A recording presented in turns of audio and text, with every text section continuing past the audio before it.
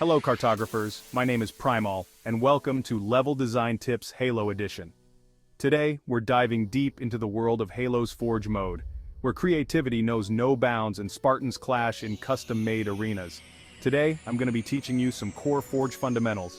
Whether you're making a competitive map, a casual arena map, or a zombie map, I got you covered. We'll be covering everything from the initial planning stages to fine-tuning the aesthetics of your masterpiece, so grab your controllers, fire up your Xbox, and let's get ready to forge some epic Halo experiences. Before we even touch Forge, we gotta talk about pre-planning. It's like building a house. You don't just start laying bricks without a blueprint, right? Same goes for map design. Having a clear vision of what you want to create is super important. Now, you don't need fancy software or anything. Grab a pen and paper, or use a drawing app if you prefer, and start sketching out your map ideas. Think about the overall layout, the flow of the map, where you want players to naturally gravitate towards. Visualizing your map beforehand helps you identify potential problems early on. Maybe that choke point you thought was cool actually creates a frustrating bottleneck. Or maybe that awesome sniper perch you envisioned is way too overpowered. By planning ahead, you can experiment with different layouts and make adjustments before you've spent hours building something that doesn't work. Trust me, it's way easier to erase a line on paper than it is to tear down a whole section of your map in Forge. Think about the game modes you want your map to support. A Capture the Flag map will have a different flow than a Slayer map. Consider how players will move through the space, where the key engagement areas will be, and how you can create a balanced and engaging experience. Don't be afraid to iterate on your designs. Sometimes the best ideas come from scrapping your initial concept and starting fresh.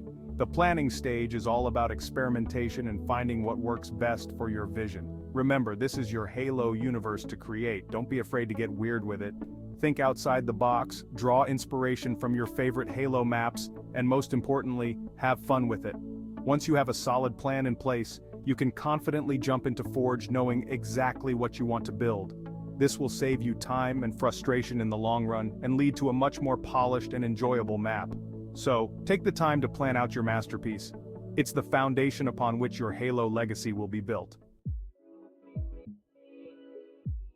Alright, let's talk spawn points. These are the lifeblood of your map, where players enter the action. Bad spawn points can lead to frustrating gameplay and unfair advantages. We don't want that.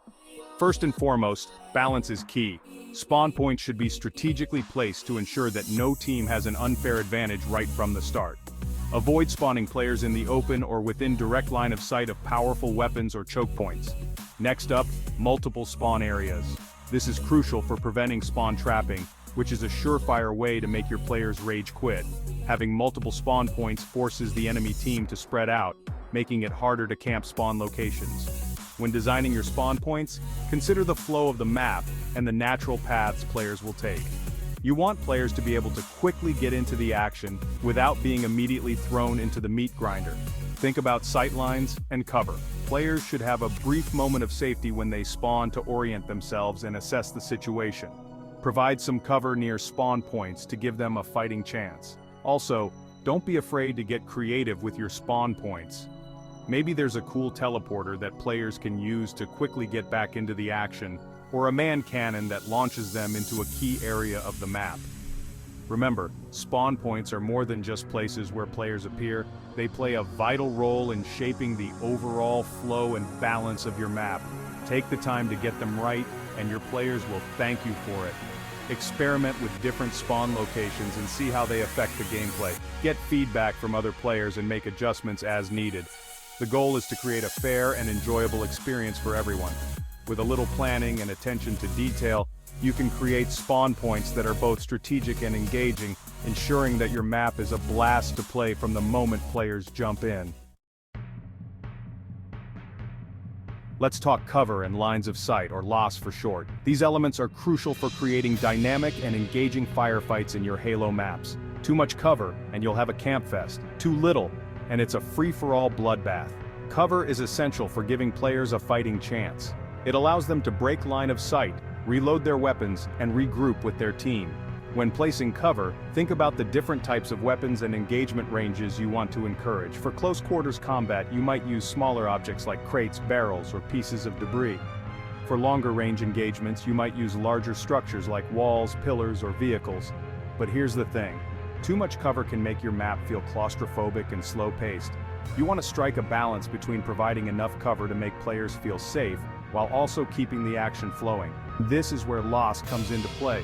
You want to create clear lines of sight across your map to encourage long-range engagements and give players a chance to utilize their weapons to their full potential. Think about sight lines from different elevations. A well-placed sniper perch can add a whole new dimension to the gameplay, but be careful not to make it too overpowered. You want to create a sense of risk and reward. Use cover and loss to create natural choke points and flanking routes. These are areas where players will naturally converge, leading to intense firefights, but also provide alternative routes to allow players to outmaneuver their opponents and avoid getting pinned down. Remember, the goal is to create a dynamic and engaging gameplay experience. Use cover and loss to create opportunities for both aggressive and defensive playstyles. Experiment with different layouts and see what works best for your map. Let's talk map flow.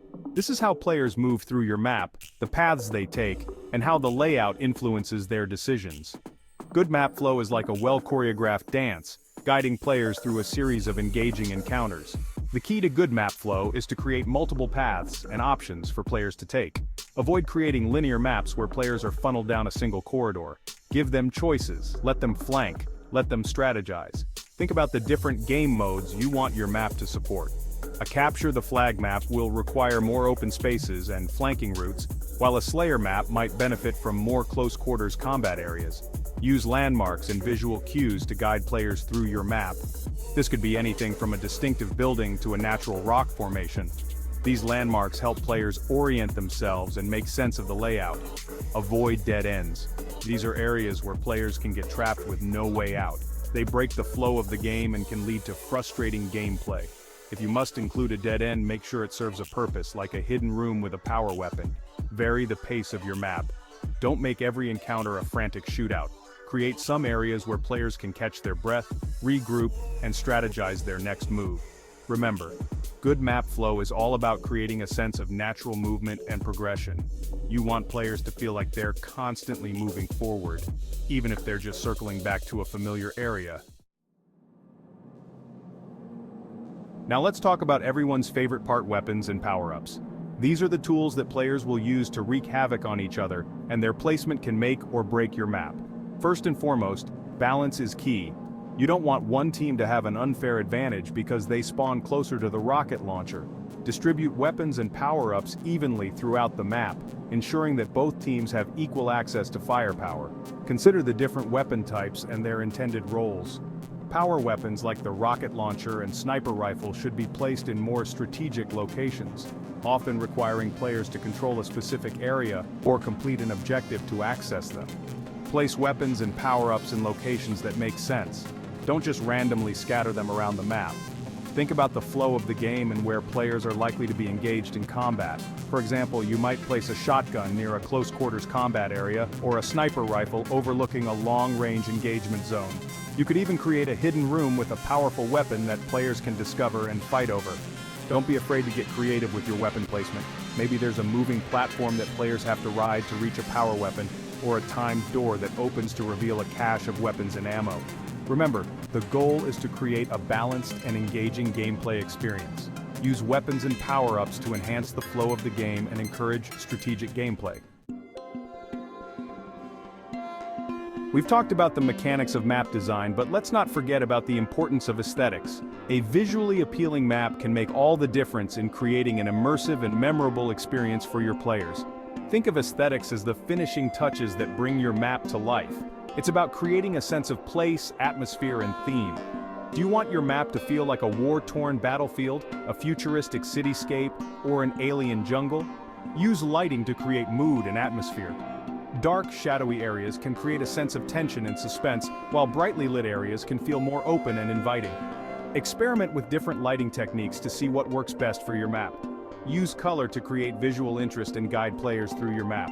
You could use different color schemes to differentiate between different areas of the map, or use bright colors to highlight important gameplay elements like power weapons or objectives. Don't be afraid to get creative with your use of forge objects. You can use them to create all sorts of interesting structures, details, and decorations. The only limit is your imagination. Remember, aesthetics are more than just making your map look pretty. They play a crucial role in enhancing the gameplay experience. A well-designed map will not only be fun to play, but it will also be visually engaging and memorable. Understanding map design can be a daunting task, but with perseverance and an open mind, it becomes easier to grasp. Remember, the best way to learn is to experiment, iterate, and most importantly, have fun. Remember, successful map design is driven by gameplay knowledge, vision, and creativity. Don't be afraid to experiment, break the mold, and create something truly unique. Stay tuned for more tips in this series, and happy forging!